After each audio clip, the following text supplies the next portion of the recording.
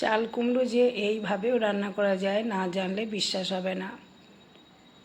এতটাই সুন্দর খেতে লাগে, পুরো ভিডিওটা দেখার জন্য অনুরোধ করব। এর জন্য একটা বড় চাল কুমড়ো নিয়েছি।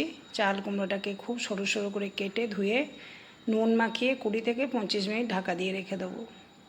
এতে চাল কুমড়ো থেকে অনেকটাই জল বেরিয়ে যাবে আর চাল কুমড়ো তাতে অনেকটা নরম হবে।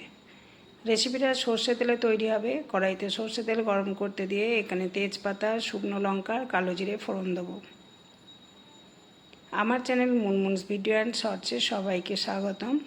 আজকে যে চাল কুমড়ো রেসিপিটা তৈরি করছি, সাধারণত নারকেল দিয়ে চাল কুমড়ো রেসিপি সবাই করে থাকে, কিন্তু এইভাবে যে চাল কুমড়ো ভাজা রেসিপিটা আজকে শেয়ার করছি সেটা সকলের পছন্দ হবে এবং এটা খেতে দুর্দান্ত হবে।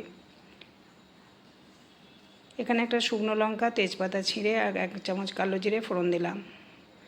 ফোড়নটাকে কয়েক সেকেন্ড ভেজে নেওয়ার পর এখানে 2টো পেঁয়াজ ব্যবহার করতে হবে। পেঁয়াজটাকে লালচে লালচে করে ভেজে নিতে হবে। পেঁয়াজটাকে সরু সরু করে কেটে নিয়েছি। এবার পেঁয়াজটা যতক্ষণ না রং না ধরবে ততক্ষণ অবধি অপেক্ষা করতে হবে।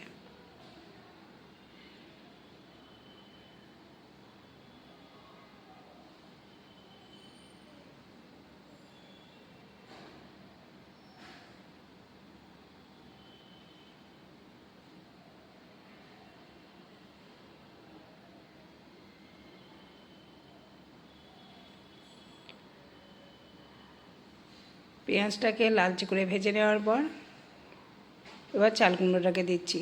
চাল কুমড়ো থেকে জল চিপে চিপে ফেলে দিয়েছি। নুন দেওয়ার জন্য অনেকটাই জল বেরিয়ে গেছে আর এতে চাল কুমড়োটাও খুব নরম হয়েছে। তারপরে ফোড়নের সাথে চাল কুমড়োটাকে ভালোভাবে মিশিয়ে নিয়ে ঢাকা দিয়ে 4 থেকে 5 মিনিট পর আমি ফিরে আসব। এটা কম আঁচে রান্না হবে, আঁচ বাড়িয়ে রান্না করলে চলবে না। কম আঁচে এটাকে ঢাকা দিয়ে দিয়ে রান্না করতে হবে। খুবই সহজ রেসিপি, খুব কম মশলায় রেসিপিটা তৈরি হয়ে যাবে আর খেতেও কিন্তু খুব সুন্দর হবে।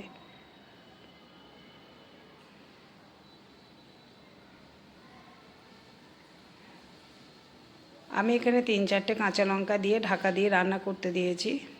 4 থেকে 5 মিনিট পর ফিরে এলাম।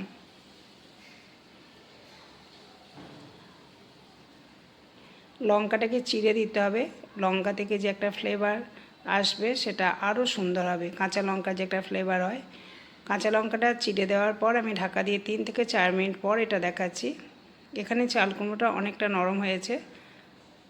এই পর্যায়ে এখানে পরিমাণ মতো নুন দিতে হবে। আর চাল কুমড়ো রেসিপি একটু মিষ্টি মিষ্টি খেতে ভালো লাগে, সেই জন্য আমি এখানে ছোটো চামচে 2 চামচ চিনি ব্যবহার করব আর অল্প একটু হলুদ দিচ্ছি। তারপরে সব কিছু ভালোভাবে মিশিয়ে নিয়ে আবারও ঢাকা দিয়ে 3 থেকে 4 মিনিট রান্না করতে হবে। আঁচটাকে কিন্তু একদম কমিয়ে রাখতে হবে, কম আঁচে এই চাল কুমড়ো রেসিপিটা তৈরি হবে।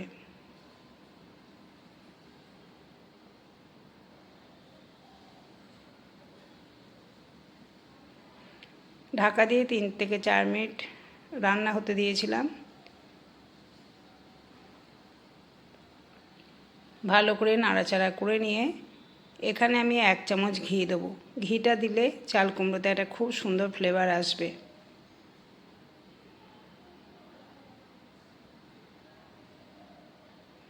ঘিটা শেষের দিকেও দেওয়া যেত, কিন্তু শেষে না দিয়ে রান্নার ঠিক শেষ হওয়ার 3 থেকে 4 মিনিট আগে ঘিটা ব্যবহার করতে হবে। ঘিটা দেওয়ার পর ভালো করে মিশিয়ে নিয়ে আবারও ঢাকা দিয়ে রান্না করব।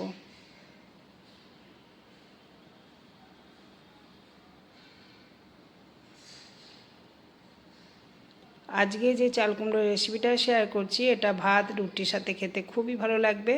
যারা চাল কুমড়ো পছন্দ করে না আশা করি তাদেরও পছন্দ হবে। চাল কুমড়োটা খুব সুন্দরভাবে ভাজা হয়ে গেছে। একটা বড় চাল কুমড়ো ছিল, পরিমাণটা কতটা কমে গেছে দেখলেই বোঝা যাচ্ছে। এবার আমি এটা অন্য একটা পাত্রে তুলে নিচ্ছি।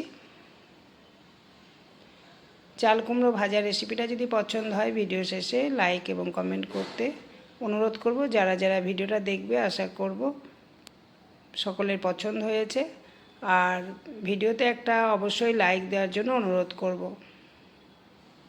আর এই রেসিপিটা বাড়িতে বানানোর জন্য অনুরোধ করব। ধন্যবাদ।